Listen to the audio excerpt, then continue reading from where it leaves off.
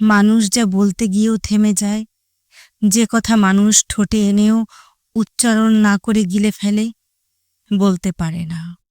মূলত সেটাই মানুষের জীবনের সবচেয়ে বড় ব্যর্থতা, যে ব্যর্থতার শাস্তি হলো চুপচাপ সয়ে। আপনাকে অনেকেই অনেক কিছু বলবে, নিজের বলা মানুষও ছাড় দিবে না। যখন দেখবে আপনি নীরব শ্রোতার মতো সব শুনে নিচ্ছেন, কেউ কথার আঘাত করে যাচ্ছে, তখনও আপনি তার প্রতিক্রিয়া জানাচ্ছেন না। কারো মন খারাপ হবে কিংবা সে কষ্ট পাবে ভেবে যে কথা আপনি গিলে ফেললেন, মুখ পর্যন্ত আনেন না, সেটা তাদের চোখে দুর্বলতা। আপনার এই উদারতার মূল্যায়ন কেউই করবে না। তখন আপনি হয়ে যাবেন জগতের সবচেয়ে ব্যর্থ মানুষ।